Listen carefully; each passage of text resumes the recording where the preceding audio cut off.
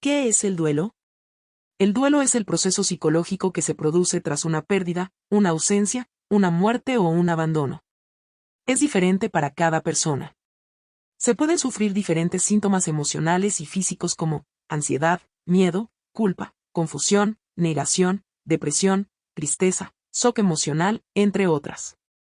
El dolor por la pérdida se puede experimentar no solo por la muerte, sino cada vez que en la vida tenemos una experiencia de interrupción definitiva de algo, de pérdida, de distancia que no podrá ser cubierta. La experiencia emocional de enfrentarse a la pérdida es lo que llamamos elaboración del duelo, que nos conduce a la necesidad de adaptación a una nueva situación. El duelo se trata de una herida y, por tanto, requiere de un tiempo para su cicatrización. En general se habla de que en el proceso de duelo se distinguen varias fases, escalones que hay que superar, aunque ello no significa que en todos los casos aparezcan todos. Fases o etapas del duelo. Negación. No puede ser verdad, como ha podido ser, no es justo. Son frases que todos reconocemos haber utilizado alguna vez. La incredulidad es la primera reacción ante un golpe de la vida. La negación es un escalón inevitable que hay que atravesar y del que finalmente hay que salir para digerir la pérdida. Negar es una manera de decirle a la realidad que espere, que todavía no estamos preparados. El impacto de la noticia es tan fuerte que dejamos de escuchar, de entender, de pensar. Puede suceder que en un primer momento el bloqueo sea tan grande que no podamos ni sentir.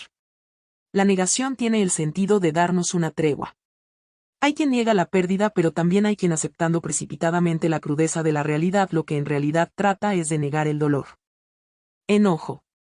Lo primero que debemos de hacer con la rabia es reconocerla y aceptarla para poder sacarla fuera.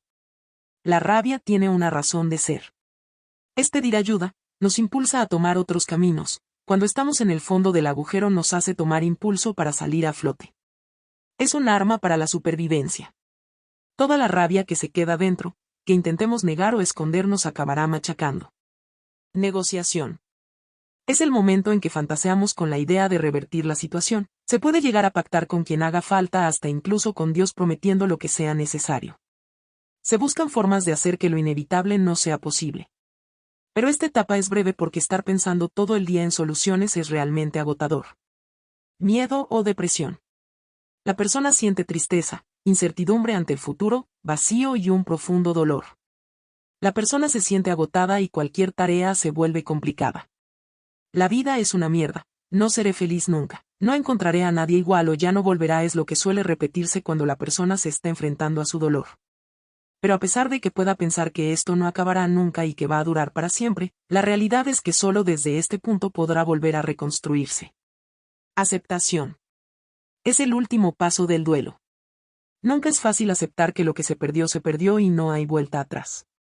Tenemos la alternativa de no aceptar, pero una vez llegados aquí nos damos cuenta de que si no lo hacemos el precio a pagar es muy alto. Llegar a este punto requiere de un gran trabajo.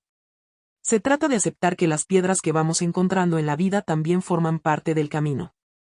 Sentirse uno más es una manera de devolver el duelo a su lugar y trabajarlo como un aspecto más de la vida, de ese proceso en que reconocemos que también la pérdida forma parte de la vida, de la misma forma que perdemos juventud, relaciones, lugares, seres queridos. Se convierte en duelo patológico cuando después de un tiempo la persona sigue teniendo los mismos síntomas. Se convierte en duelo patológico cuando después de un tiempo la persona sigue teniendo los mismos síntomas. Es frecuente que una pérdida no elaborada de forma adecuada dé paso a problemas emocionales e incluso trastornos psicopatológicos al cabo de meses o incluso años. Sin embargo, un duelo elaborado adecuadamente mejora las capacidades futuras para enfrentarse a las situaciones de pérdida, frustración o sufrimiento. Un tema importante son los duelos en los niños, saber afrontarlos, hablarlos, no minimizarlos ni negarlos, porque la manera en que se enfrenten en sus primeros duelos les ayudará a crear esas capacidades futuras.